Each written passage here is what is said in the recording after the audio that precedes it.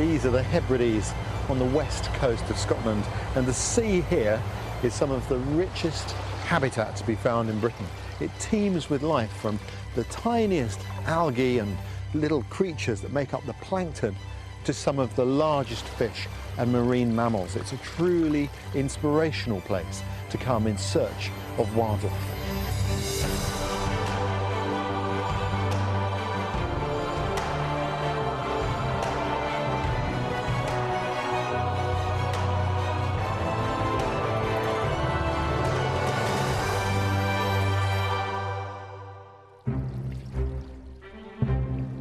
In this series, I'm visiting some of Britain's most outstanding areas of natural beauty to discover the fascinating wildlife that has made these places their home. This time, I'm exploring the coastline and waters around the Isle of Mull. Look at the size of that shark, isn't that incredible? That's a basking shark. That's something I've always wanted to see in British waters. It's one of the largest creatures that you find in Britain, and although it looks scary, it's harmless because it lives feeding on plankton. It doesn't have teeth of a predator. But of course, the best way to see a fish of that size is not from a boat at all. What I need to do is to get into the water with it, and that's exactly what I intend to do. While I'm here, I also plan to venture onto land to tap into the secretive life of the otter and discover the wonders of a very special bird of prey. Oh, look at that. We've got a treat in store for you. That's fantastic. The Inner Hebrides is a collection of islands lying off the west coast of Scotland.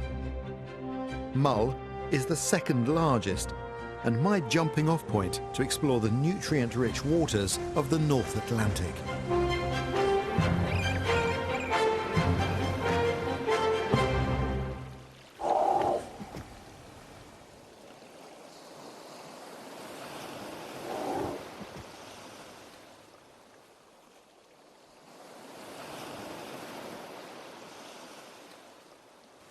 Lovely quiet little bay. We've got both the grey seal, there's one in the water there with their big elongated noses, and the common seals here, which have got a much more of a dog-shaped face. Wonderful, they're enjoying the sunshine, relaxing, waiting for the change in the tide maybe, change of nutrients in water, fish to come about. It's a lovely spot. The water's very clear here. You can see lots of small fish, like darts in the water. Wonderful. Nice atmosphere here.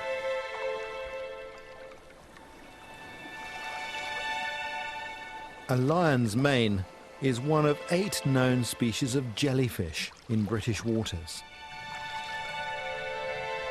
On land, common seals in the Hebrides give birth to a single pup in June and July. The youngsters will double in size before being fully weaned at 3 to 4 weeks, but they can swim within hours of being born.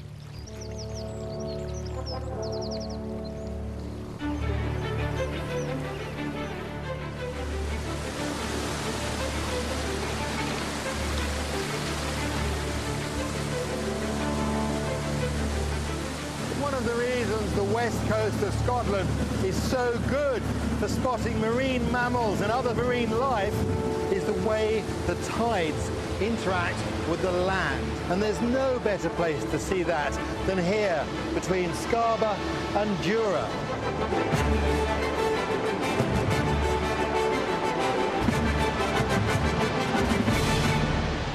This area is known as the Corriebracken Whirlpool. It's a bit of a misnomer really, because there's not one whirlpool, there's a whole series and they form all the time here. And the reason for that is that as the tide comes in, it rushes into a deep trench. And then it comes up against an underwater spire called the Hag, which forces the currents up. And as it comes, it brings nutrients from the seabed back to the surface that causes the growth of plankton. And of course, that draws in the wildlife. Now, as that water's coming up, some of it goes faster one way around the spire than the other. That water gets spun, and you can see I'm having trouble standing up as we get into the currents at this spot. You can really feel the strength of the tide. You feel totally insignificant in a place like this. This is the national grid of nature. It's so powerful.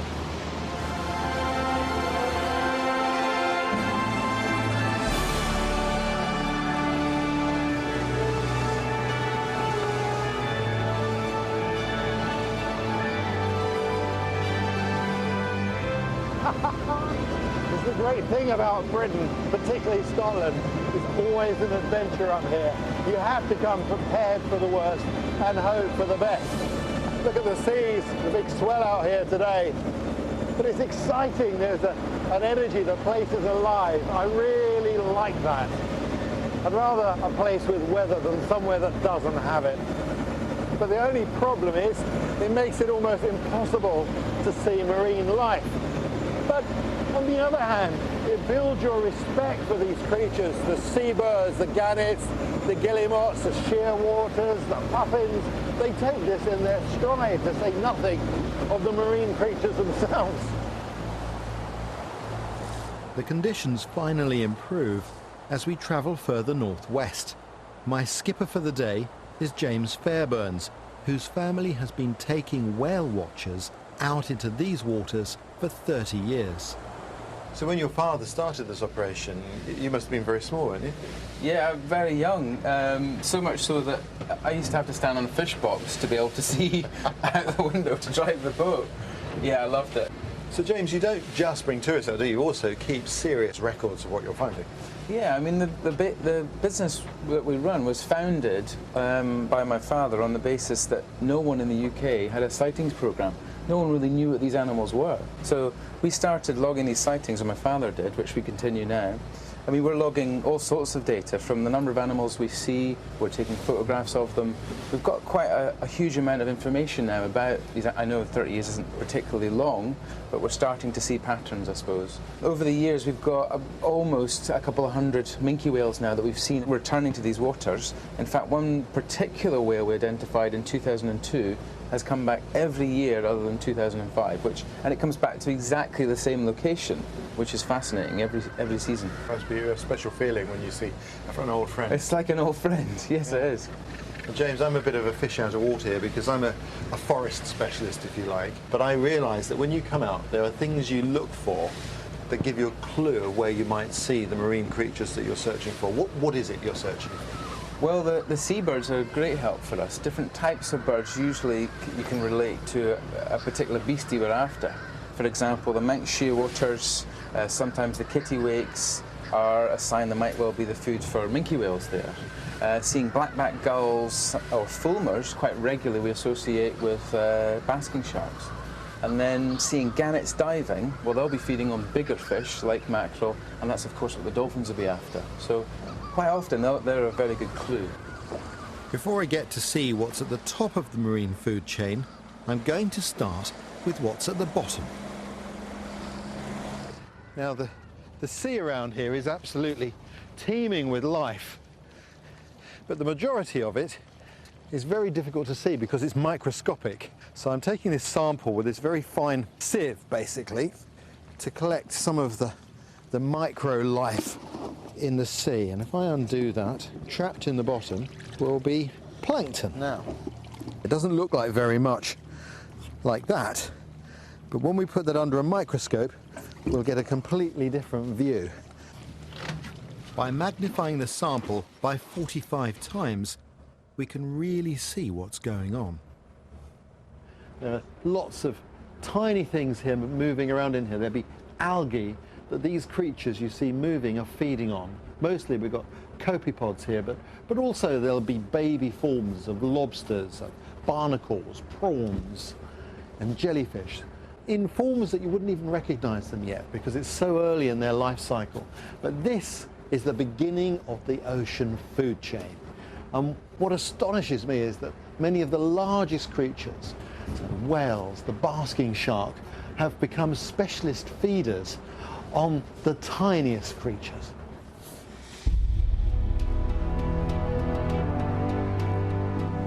Suddenly I get the chance I've been waiting for.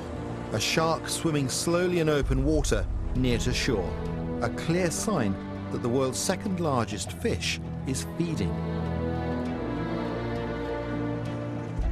Adult basking sharks can reach lengths of 12 meters.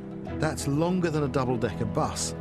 I want to get into the water with this one to see how it feeds. The cameraman and I are dropping in ahead of the shark so that it can approach us, not the other way round. But you can never tell just how close the shark may choose to come.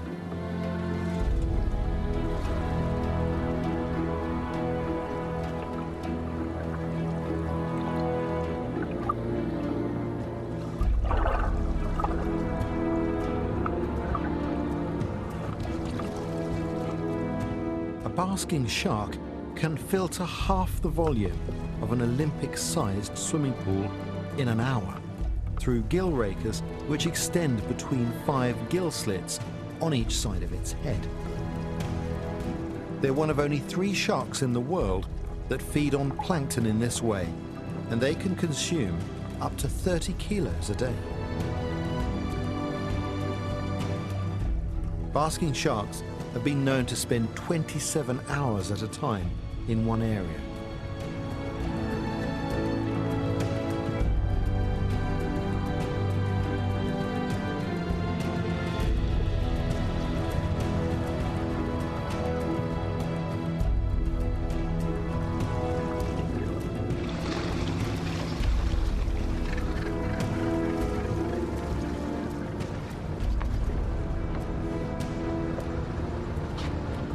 That is quite an experience, I have to say. That is really incredibly impressive. It's all muscle, it's latent energy, it's almost perfection in streamlining. Oh, good to get that off. It's humbling, you feel so inadequate. When you're in there, the visibility is quite poor, so all this micro light coming towards you, and then all of a sudden, out of the murk, there's this leviathan. Great thing of the deep. It's really impressive, and as it goes past you, just gives the just tiniest movement of its tail when it's gone. Even though it only eats plankton, it's a shark. It's a little unnerving to be so close to a large shark like that. Well, it's no threat to me. Maybe there's some memory in the brain of a movie watched, or maybe it's something even more ancient than that, but that profile of shark is really something. I've come to the west coast of Scotland to explore the rich wildlife around the Isle of Mull.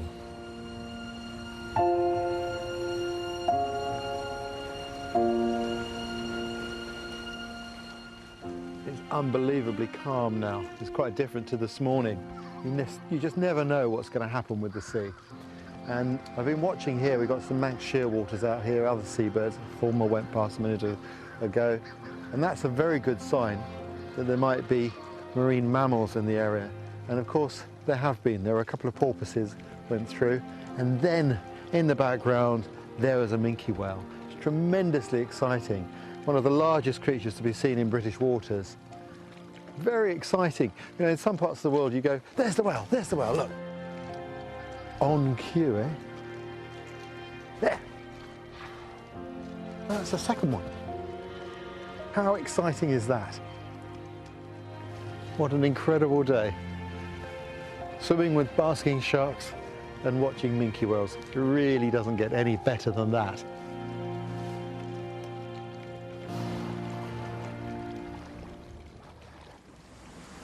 You don't have to be on the water, though, to discover some of Mull's spectacular sights. I can't explore the marine life of the west coast of Scotland without, strangely, having to come into the forest inland. But this is where the white-tailed sea eagle nests. It's a real success story here on the west coast. With a wingspan of up to 2.5 meters, the white-tailed eagle is our largest bird of prey. It became extinct in Britain after the First World War, but was reintroduced to Scotland in 1975. David Sexton is Mull's RSPB officer who monitors the local population. Hello, David. how are you doing? Hey Ray, good to see you.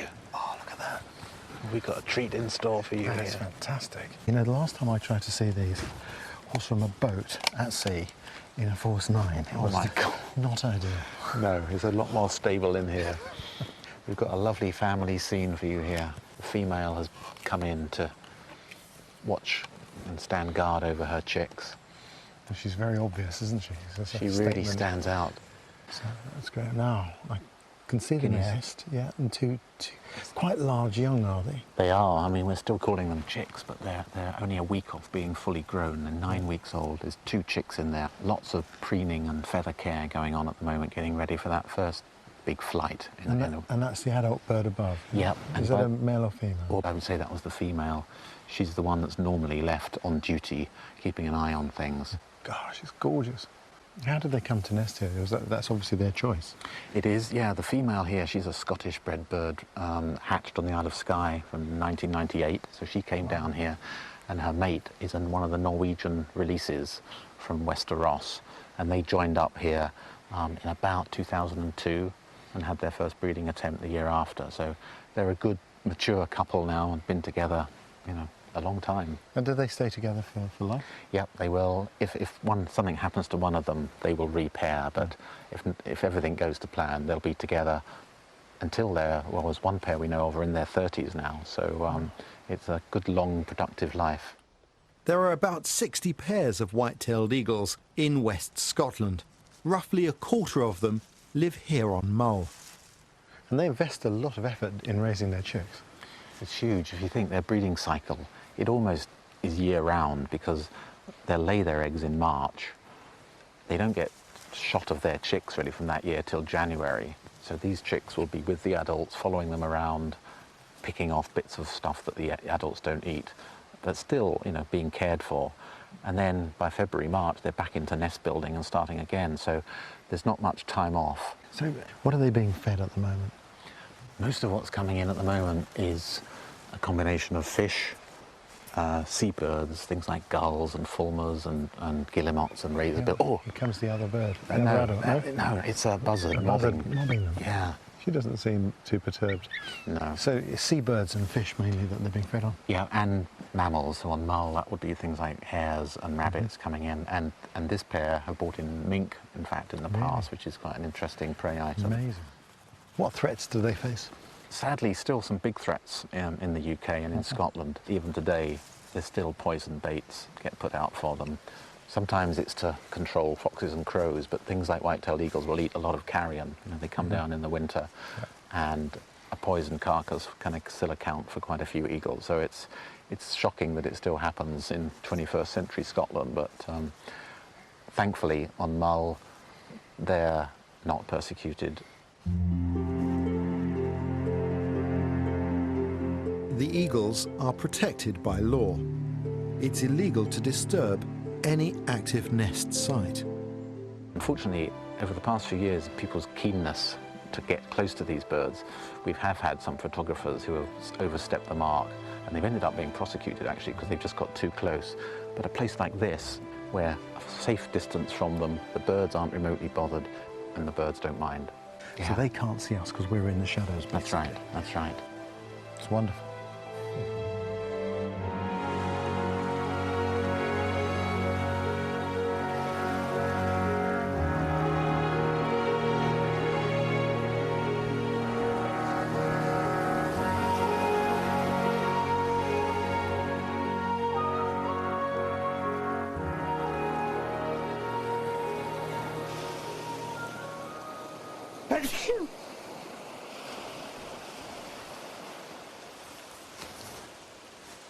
Rocky headlands like this are wonderful places to come and watch wildlife, but they're very exposed. I'm using this hide for 2 reasons. Firstly, to keep me warm out of the wind, and if it rains, out of the rain. I could sit in this all day and be comfortable. But also, it's keeping my scent down. If there are any otters around, they're very sensitive to scent. And I'm blending in, I look like a rock. And that's important because this isn't a place that gets a lot of foot traffic. Patience and an incoming tide gives me the best chance to observe one very secretive island resident. It's an otter, just what I'd hoped to see. They're the most playful mammal I know of. Wonderful to watch. These aren't sea otters. They're the same otters you find in rivers all over Britain. But they do have to wash the salt from their fur every day, which means they have to have access to fresh water. But they are very marine adapted. Mull's got the densest population of otters in the country, so this has to be one of the best places to see them, but you still have to be stealthy. Although their eyesight isn't good, their sense of smell is. And if there's the slightest hint of danger, they'll just disappear. He's feeding quite merrily. And as the tide's coming in, he seems to be moving his way around this bay, looking for good opportunities, using his whiskers to find prey in amongst the weed on the bottom. That is a really special thing to see.